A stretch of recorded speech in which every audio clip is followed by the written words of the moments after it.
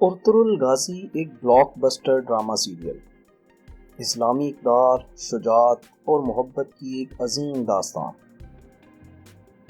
جو اس وقت entertainment industry کی ٹاپ ٹرینڈنگ بنا ہوا ہے اور ریکارڈ پر ریکارڈ قائم کرتا جا رہا ہے۔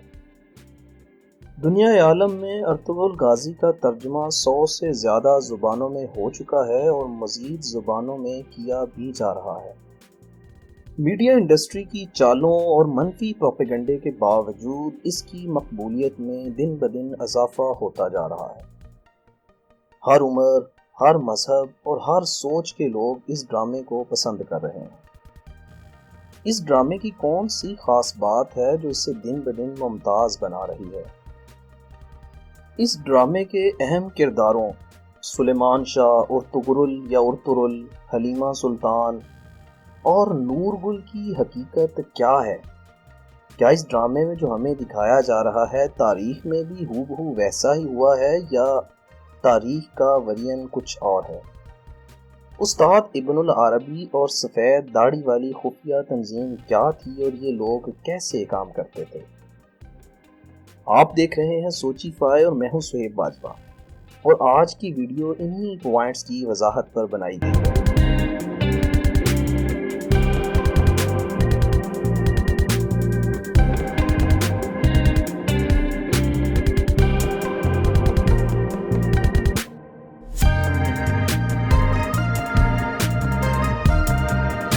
سب سے پہلے اس دور کا تاریخی پس منظر زیر بحث لاتے ہیں جس دور کی یہ کہانی ہے۔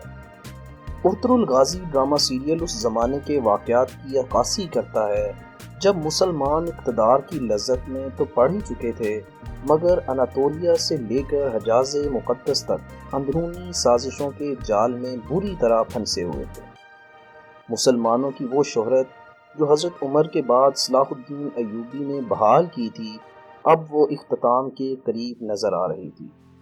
سلجوقی، خوارزمی، عیسائی اور منگول سلطنت اس دور کی سپر پاورز تھی، بالکل ویسے ہی جیسے یونائٹڈ نیشنز کے ویٹو ممبرز ہیں۔ ارطغرل غازی کا تعلق کسی بھی سپر پاور سے ہرگز نہیں تھا، بلکہ ارطغرل غازی وہ کردار ہے جس کا تعلق بھیڑ بکریاں چرانے والے خانہ بدوش قبیلے سے تھا، اور اس قبیلے کا نام تاریخ میں کائی قبیلے کے نام سے محفوظ ہے۔ کائی قبیلہ دوسرے ترک قبائل کی نسبت قدرے طاقت میں زیادہ تصور کیا جاتا تھا، مگر اتنا طاقتور نہیں کہ اس دور کی سپر پاور سمجھا جائے۔ ارطغرل غازی اور اس کے باپ کی طاقت صرف اور صرف توکل اللہ تھی، اور خواب اسلام کا نفاذ تھا۔ ارطغرل غازی تاریخ کا وہ کارواں ہے جو چند جنگجو لے کر اپنے خواب کی تعبیر کے لیے نکلا اور ایک ایسی اسلامی حکومت کی بنیاد بنا ڈالی جسے آج ہم سلطنت عثمانیہ کے نام سے یاد کرتے ہیں۔ اوٹمن امپائر یا سلطنت عثمانیہ 650 سال تک قائم رہی۔ اس کی وسعت براعظم یورپ، براعظم ایشیا اور افریقہ تک تھی۔ اس ڈرامے کی مقبولیت کی بنیادی وجہ بھی یہی چیز ہے کہ یہ سیریز حقیقی واقعات کی نقل ہے، سچائی کا خلاصہ ہے اور 100% فکشن اور فرضی کرداروں پر مبنی ہرگز نہیں۔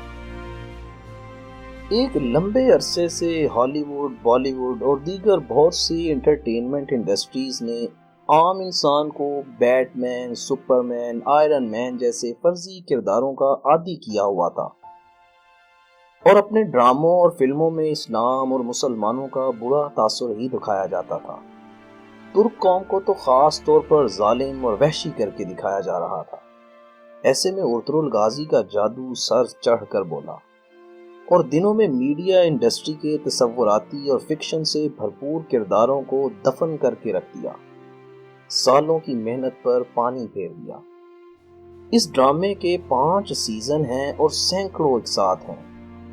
لوگ اس کو اس قدر پسند کر رہے ہیں کہ سوشل میڈیا کی پروفائل پکس ارطغرل غازی کے کرداروں والی، موبائل رنگ ٹونز ارطغرل کی، حتیٰ کہ ڈرامے کے ڈائیلاگ اقوال زریں کے طور پر استعمال ہو رہے ہیں۔ اب اس ڈرامہ سیریل کے مشہور کرداروں پر تھوڑی روشنی ڈالتے ہیں، تھوڑا تبصرہ کرتے ہیں۔ سب سے پہلے سلیمان شاہ، جو کہ ارطغرل کے والد اور کائی قبیلے کے سردار دکھائے گئے ہیں، اور حقیقت بھی ایسے ہی ہے۔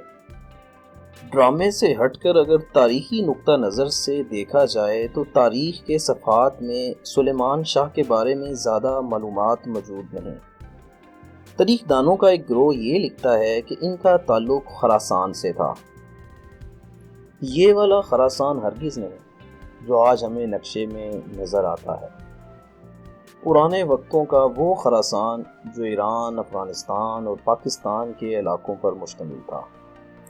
سلیمان شاہ ایک نیک خصلت مسلمان تھے، اور 12ویں صدی میں جب چنگیز خان کی قیادت میں منگول قبائل پاگل بھینسے کی طرح میدان میں آئے اور گھاس کی طرح سب کو کچلنا شروع کر دیا۔ سلیمان شاہ بھی دوسرے خانہ بدوش قبائل کی طرح تتاریوں کے ظلم سے بچنے کے لیے ہجرت کرنے پر مجبور ہو گئے، اور شام کی طرف راستے میں ہی دریائے فرات میں ڈوب کر اللہ کو پیارے ہو گئے۔ چونکہ سلیمان شاہ کائی قبیلے کے سردار تھے، ان کی وفات کے فوراً بعد ہی سرداری کا بٹوارا ہو گیا۔ سلیمان شاہ کے 2 بڑے بیٹوں نے اپنے حصے کے مال مویشی اور سپوٹر اکٹھے کیے اور شام کے شہر اہلت میں جا کر ڈیرے ڈال لیے۔ ارطغرل نے اپنے چھوٹے بھائی کو ساتھ لیا اور چند چاہنے والوں کو ساتھ لے کر ترکی کے شہر انقرہ کو اپنا مسکن بنا لیا۔ دریائے فرات سے لے کر انقرہ تک کے سفر کی بھی ایک سنہری تاریخ ہے۔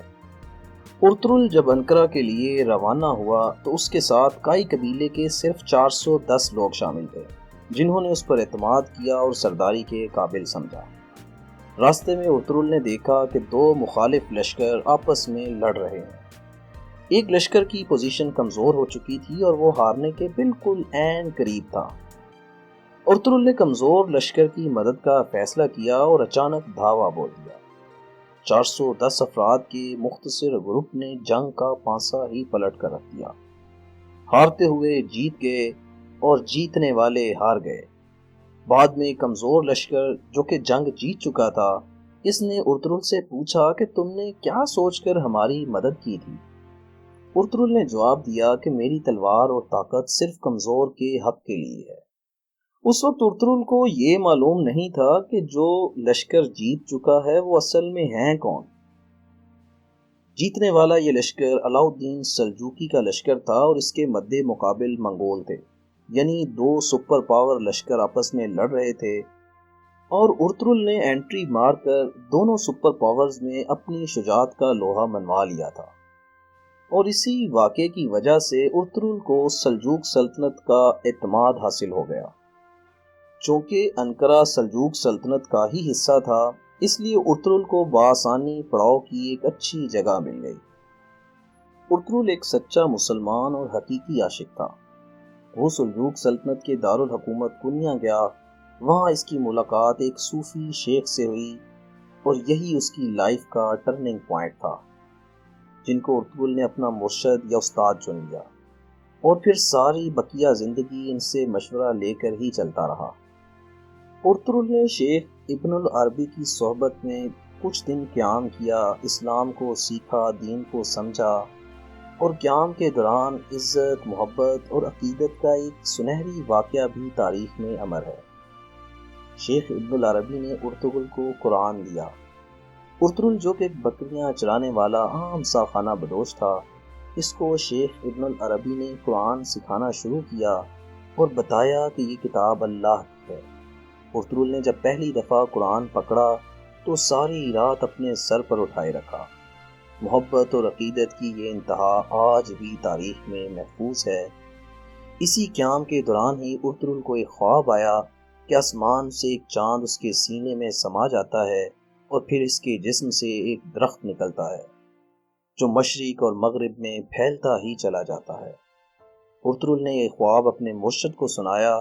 انہوں نے اس خواب کو مبارک خواب کہا، اور انہوں نے ہی ارطغرل کی شادی حلیمہ سلطان، جو کہ علاؤالدین سلجوقی کے بھائی کی بیٹی تھی، اس سے کروا دی، اور یہی وہ عورت ہے جس نے سلطنت عثمانیہ کے بانی اور عظیم سلطنت کے وارث کو جنم دیا۔ جو باتیں میں نے آپ کو بتائی ہیں تاریخ کا وہ ورژن ہے جو ڈرامے میں بالکل ایکسپلین نہیں ہوا ہے، ڈرامے سے بالکل مختلف ہے۔ سلیمان شاہ اور ارطغرل غازی کی طرح حلیمہ سلطان کے بارے میں بھی زیادہ تاریخی حوالہ جات موجود نہیں۔ ارطغرل غازی کا کردار نبھانے والے ترکش اداکار کا کہنا ہے جب انہوں نے یہ سیریز سٹارٹ کی تو ارطغرل کے بارے میں صرف 7 صفحات پر مشتمل تاریخی حوالہ جات مل سکے۔ اس سے یہ بات تو واضح ہو گئی کہ یہ ڈرامہ 100% درست یا حقیقت پر مبنی نہیں ہے۔ عثمانیوں نے اپنی تاریخ لکھوانے کا کام 100 سال کے بھی بعد شروع کیا۔ یہی وجہ ہے کہ ارطغرل کے بارے میں تاریخ کم اور سینہ بسینہ چلتی کہانیوں کی تعداد زیادہ ہے، اور یہ سیریز زیادہ تر ان کہانیوں کا ہی مجموعہ ہے۔ شیخ ابن العربی، اس ڈرامے کا ہر دل عزیز اور روح کو چھو جانے والا کردار، جن کی باتوں سے میرے جیسے گنہگار کا بھی دل ہل جائے۔ یہ ابن العربی حقیقت میں کون تھے؟ اور سفید داڑھی والے لوگوں کا خفیہ گروپ کیا تھا؟ ان کا مقصد کیا تھا اور یہ کیسے کام کرتے تھے؟ ابن العربی حاتم طائی کی اولاد میں سے ایک نیک اور صالح شخصیت گزرے ہیں۔ ابن العربی کا بچپن اندلس میں گزرا۔ انہوں نے سینکڑوں کی تعداد میں کتب لکھیں۔ ان کی کتابیں احادیث کی شرح، فقہ اور سائنس پر مشتمل ہیں۔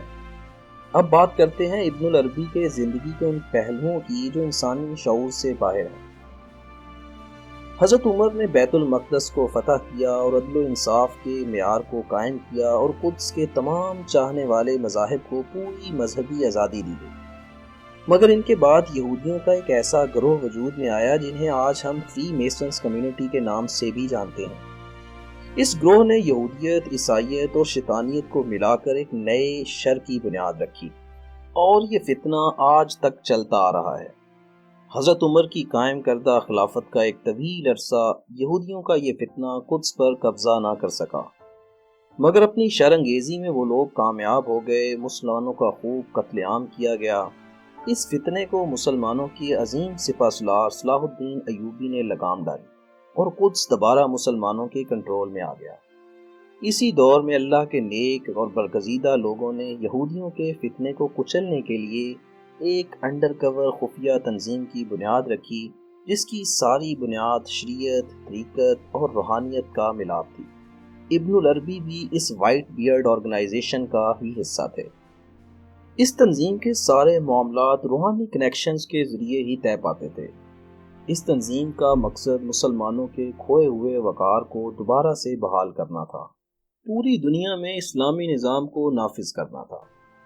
سلطان صلاح الدین ایوبی القدس کو فتح کرنے کے بعد حضرت عیسیٰ کی تبرکات جو بیت المقدس سے شام لے آئے تھے، وہ امانتیں بھی سفید داڑھی والے لوگوں کے پاس ہی موجود تھیں، اور عیسائی ان تبرکات کو آج تک تلاش کرتے آ رہے ہیں، جبکہ آج کے دور میں اس تنظیم کا کوئی نیٹ ورک سننے میں نہیں آتا، اور عیسائیوں کی وہ تبرکات کدھر ہیں یہ بات بھی کوئی نہیں جانتا۔ اب بات کرتے ہیں ان گروپس کی جو بڑھ چڑھ کر اس ڈرامہ سیریل کی مخالفت کر رہے ہیں۔ بھارت سمیت بہت سے عرب ممالک بھی ان گروپس کا حصہ ہیں، اور بہت سے ممالک میں ان سیریز کو بین کر دیا گیا ہے۔ مصر میں تو حد ہی ہو گئی۔ مصر میں سرکاری علماء نے اس ڈرامے کے خلاف فتویٰ بھی جاری کر دیا ہے۔ بھارت کی مخالفت تو سمجھ میں آتی ہے کہ اس ڈرامے کو بین کرنے کی وجہ اپنی فلم انڈسٹری کو بچانا ہے۔ دوسرا نقطہ بھارتی سرزمین کا دفاع ہے۔ مودی سرکار کو ڈر ہے کہ اس ڈرامے کی وجہ سے مسلمانوں کے اندر اسلام کی چنگاری بارود بن کر باہر نہ نکل آئے۔ ان شارٹ، بھارت کو بغاوت ہونے کا ڈر کھائے جا رہا ہے۔ یورپین ممالک کی مخالفت بھی فلم انڈسٹری کو لگنے والا بڑا دھچکا ہے، جبکہ عرب ممالک کو اس بات کا خوف ہے کہ عثمانی سلطنت کے ٹوٹنے کے بعد قومیت کے نام پر جو یہ بارڈرز رکھے گئے تھے اور عرب لیگ وجود میں آئی تھی، اس کا تحفظ ایسے ہی ممکن ہے کہ عوام کو تاریخ سے دور رکھا جائے۔ ویڈیو دیکھنے کا شکریہ۔ اگر ویڈیو پسند آئے تو لائک اور شیئر ضرور کریں۔